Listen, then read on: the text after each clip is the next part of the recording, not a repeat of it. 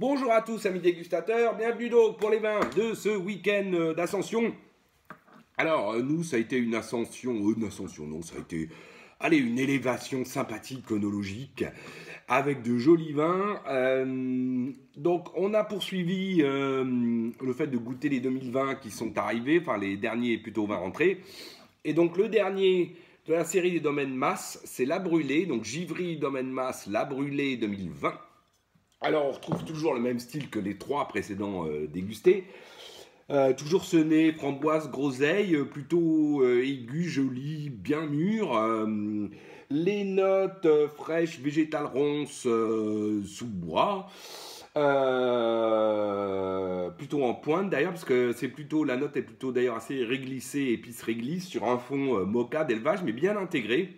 On retrouve le niveau premier cru, c'est moins démonstratif que les grands terroirs. Par exemple, on est plus dans Champ-Lalot, avec un nez un petit peu plus, on va dire, aigu, pointu, que dans Champ-Lalot. C'est ce qu'on va retrouver en bouche. On a une bouche pleine, droite, avec une jolie fraîcheur, belle structure. Donc on est assez proche en termes de structure de Champ-Lalot, mais c'est plus délicat. Les tanins sont un petit peu plus fins, c'est un petit peu plus délicat, aérien. Et surtout on a une grosse fraîcheur, un peu comme sur Cervoisine. Très grosse fraîcheur, donc du coup qui donne un côté acidulé, alors pas autant que dans la Cervoisine, mais voilà, on a un petit peu plus de fraîcheur et d'acidulé, de droiture que ce qu'on avait dans le Champ-Lalot, qui était plus puissant, plus plein, comme type de vin. Joli final. Et donc on est toujours sur la framboise, la groseille, donc avec ce côté très acidulé, les notes de réglisse, la pointe fraîche végétale qu'apporte donc ce petit côté un peu frais. Et ce fond d'élevage moka, mais bien intégré, joli noyau moka, voilà. Caroube comme je dis souvent. Voilà, c'est très joli. On est pour moi entre Champ-Lalot et Cervoisine. Voilà, avec un Champ-Lalot plein trait, c'est-à-dire très proche de Champ-Salomon si je vais faire une image. Et celui-là, La Brûlée, on est plus Clos du Roi, un petit côté un peu plus délicat, un petit peu plus aérien, un petit peu plus fin. Voilà, un petit peu moins dense que dans le Champ-Lalot. Ensuite, donc, on a rentré ça aussi, et ça, je suis bien content d'avoir rentré ça. Alors, je prends l'accent du sud chantant, parce que c'est un Châteauneuf-du-Pape, c'est le domaine Clos Mont-Olivet, et c'est le millésime 2020. Alors, moi, donc j'ai déjà dit plusieurs fois, je considère que le Clos Mont-Olivet est probablement un des plus grands, si ce n'est pas le plus grand, mais enfin dans le top 3 des domaines de Châteauneuf-du-Pape. Moi, j'adore leur vin et je vais vous dire sur ce 2020, ben, j'ai pas été déçu du tout, du tout, du tout. Très beau nez, à nouveau plein, expressif, mais sans être opulent ou violent. Alors d'abord un peu cassis, puis ensuite on va sur la prune. On a même presque un petit côté pruneau, mais pas confit, pas comment dire, pas lourd. Voilà. Ensuite, magnifique note très marquée, réglisse, épice réglisse. Après, on a une petite pointe de garrigue, là, herbe séchée, garrigue, qui apporte une légère fraîcheur. Et puis, au fur et à mesure de l'ouverture, cette pointe, ça apparaît tout d'un coup le petit côté aussi orange sanguine. Car là, du coup, donne vraiment de la fraîcheur. Sur un fond typiquement cacao, chocolat, c'est très gourmand, mais ça reste fin. Ah, ça sonne, c'est prêt. C'est que c'est fini, c'est la vaisselle qui est finie. Et donc, voilà. Ensuite, on a une bouche. Alors, la bouche est pleine, large à l'attaque. C'est puissant, certes, c'est puissant, mais pas de notes alcooleuses trop ressenties. Il y a beaucoup de matière, c'est dense, mais ça reste tout à fait équilibré. C'est très structuré, ça tient plutôt sur la structure. Hein. Il y a une gourmandise assez prononcée quand même Sylvia, qui n'est pas grand fan de ces vins sudistes, voilà. Là, comme dit, ah ouais, il y a quand même un petit côté, reviens-y, même s'il y en a beaucoup, c'est très puissant, hein, c'est quand même très bon. Beau tanin soyeux, donc dense, je l'ai dit, et donc une bouche charpentée, voire robuste, mais droite tout du long. Belle finale. Puissante, certes, mais je vous dis à nouveau, pas de note alcooleuse, pas de kirsch, même si donc on va retrouver le cassis, enfin le cassis, plutôt la cerise noire, la prune, les belles notes de réglisse, ce côté herbe séchée, puis ensuite les notes d'orange sanguine qui apportent vraiment de la fraîcheur, et ce fond noyau, tabac, pardon, noyau, pardon, cacao, voilà, cacao chocolat, mais qui tourne aussi à 24 heures avec un petit côté fumé, alors plutôt herbe séchée, tabac, voilà, que fumé d'ailleurs. Euh, Bref, une très jolie complexité. Voilà, j'ai beaucoup aimé ce vin. Je pense qu'il a un avenir radieux. Il se goûte déjà très bien. Alors évidemment, il faut aller un peu le chercher quand même. Hein, voilà. Mais à mon avis, il a tout ce qu'il faut pour être un très grand vin dans 20 ans. Que ce Clos-Mont Olivet 2020. Voilà. Donc là, par contre, on était dans l'ascension. Là, on était. Voilà. Ensuite, bon, on va redescendre sur Terre. Non pas que c'était... mais je vais vous expliquer pourquoi. Parce que même si c'était très bon, on a vu ça. Un Margaux Château Malesco Saint-Exupéry. Et donc, c'est le millésime 2012. Hein. Donc là, on était sur la 2020 que j'ai rentré. Là, 2012. 10 ans du millésime, hein, classique. Alors, Malesco, moi, c'est un Margaux que j'adore. Je le considère être dans le top 5 de ce qui se fait à Margaux. Toujours un vin d'une grande élégance, une grande classe. J'ai rarement bu un Malesco raté. Par contre, j'en ai bu qui sont absolument magnifiques. Mais là, c'est 2012. Alors, par contre, on attaque. Donc 2012, moi, tout ce que j'ai bu en rive droite est plutôt très réussi, très belle surprise à chaque fois. Je me dis, waouh, mais finalement, c'est pas mal 2012. Puis alors, tout ce que j'ai bu en rive gauche, je me dis, ah ouais, bon, t'es pas visiblement une année à Cabernet Sauvignon. Et là, je dirais que je suis entre deux. Finalement, je suis agréablement surpris parce que je m'attendais à un vin pas super parce que 2012. Puis finalement, il est quand même très bon, mais ça reste un 2012. Voilà, on a un nez. Par contre, ce qui fait du bien, c'est un nez typique de Bordeaux. On est sur le cassis. Ensuite, on a les notes poivron rouge grillé, bourgeon de cassis. Enfin, très typique du Cabernet Sauvignon bordelais.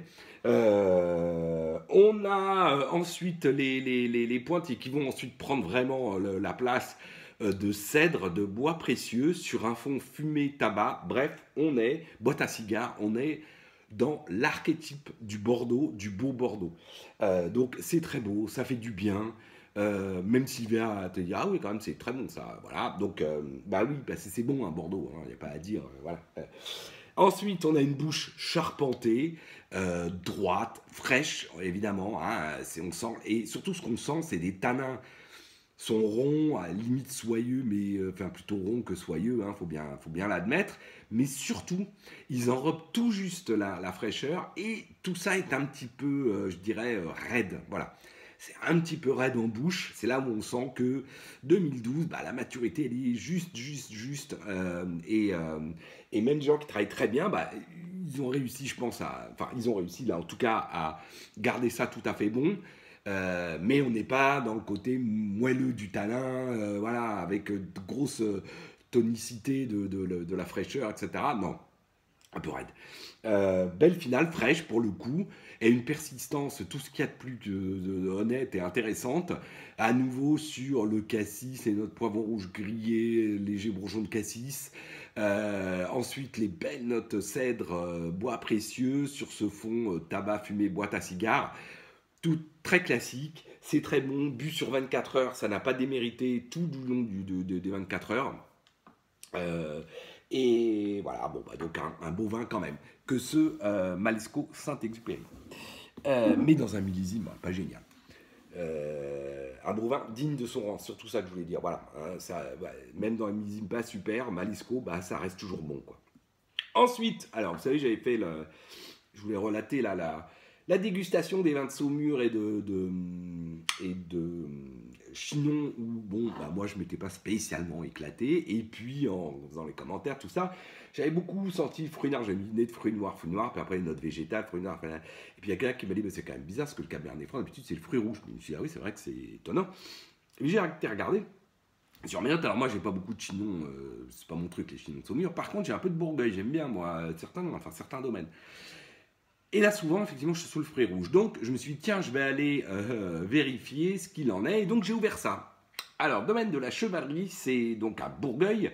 Et c'est la cuvée chevalerie 2014. Et bien là, évidemment, je vous le donne en mille. Moi, je mets la nez là-dessus. Et si ça démarre plutôt fruit noir cassis, très très vite. Moi, je vais effectivement sur le fruit rouge, même la liqueur de fruits rouges, voilà, la liqueur de framboise, de cerise, de groseille, voilà, avec un côté très friand, très acidulé. Ensuite, on a une très légère pointe végétale, bourgeon de cassis, mais qui apporte de la fraîcheur. Belle note d'épices, alors qui tourne entre épices et floral. On est entre le pot pourri et les épices. Voilà, c'est très joli, très élégant. Sur un fond alors, qui est plutôt noyau et qui évolue très léger mocha plutôt que fumé. Mais enfin, bon, ça se discute, voilà. Mais c'est surtout en bouche. Voilà. On a une bouche très délicate, charpentée, certes, mais très beau tanin fin, précis. De la fraîcheur qui tient ça tout du long. Il y a de la profondeur dans ce vin, tout en ayant un très joli toucher, très belle empreinte. C'est droit, il y a vraiment une forme de délicatesse que j'aime beaucoup, moi, tout en ayant de la force, voilà, dans ce vin. Belle finale, fraîche, avec donc toujours ce côté, plutôt groseille, framboise acidulée, les petites notes de bourgeon de cassis un peu frais, voilà, un peu fraîche. La pointe d'épices, la pointe aux épices florales, pot pourri, voilà. Et ce fond très léger mocha, voilà, le fumé mocha, qu'apporte vraiment beaucoup. Moi, j'ai évidemment beaucoup aimé ce vin, enfin bien aimé ce vin. Et donc oui, moi j'aime les Cabernet Francs du côté de Bourgueil, voilà, il n'y a pas à dire, hein. J'aime Yannick Amiro, j'aime donc la chevalerie. Souvent, j'aime beaucoup ces vins-là et je les aime moins. J'aime moins le Cabernet Franc côté Saumur, Chinon. Bon, bah voilà, c'est comme ça. Peut-être que ça va changer parce que avant je l'aimais pas du tout, du tout. Donc, hein, les choses changent. Et puis pour finir, on va boire ce soir. Qu'est-ce qu'on va boire? Un autre vin qu'on a rentré récemment. Alors une cuvée dont j'avais bu vraiment de très beaux vins, j'avais rentré. Donc c'est un Corbière Maxime Magnon. La cuvée de l'Abégou, elle s'appelle. Alors, une Maxime Magnon, donc dans les Corbières, vin biodé, limite nature, donc je n'aime pas du tout les rouges. Alors, pour moi, c'est l'archétype du vin, voilà, sur qui travaille plutôt sa manière d'être fait que son coin. Par contre, effectivement, la Bégou, donc son vin blanc, à chaque fois que j'ai bu, je trouvais ça très très bon. D'où pourquoi j'ai commandé là. Alors, qu'est-ce qu'il donne? C'est le 2020. Alors, on a un nez très joli, très classique, hein, des vins, je dirais, du Languedoc-Roussillon, des blancs du Languedoc-Roussillon, sur la pomme rainette, voilà, très léger fruit jaune qui arrive, mais quand même très pomme. Ensuite, on a les belles notes d'herbes séchées, de foin, voilà, qui apportent de la fraîcheur. La petite pointe un peu fenouil, anisée, classique sur un fond, amande. Et là, on a un petit côté sur le fond presque miel fleur d'oranger qui est assez gourmand. Et assez gourmand, plein. Pas très expressif, mais gourmand et plein. Hmm. Alors, la bouche, waouh, la bouche, elle est ample, elle est large. Il y a du volume. Ça envoie, il y a beaucoup de choses.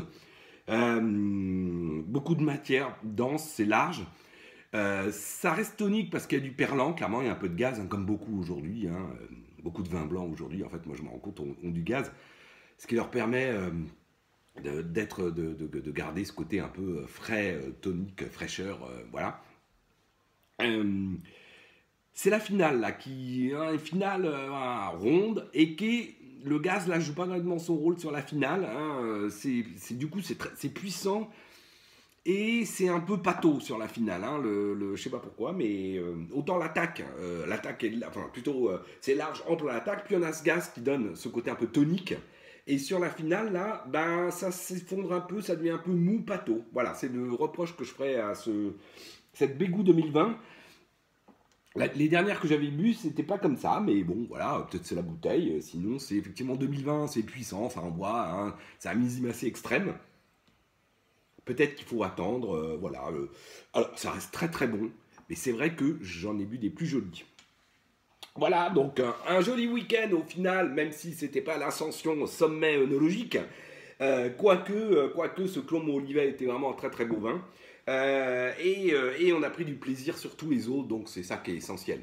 Sur ce, je vous souhaite à tous une excellente semaine et je vous dis à la semaine prochaine. Salut!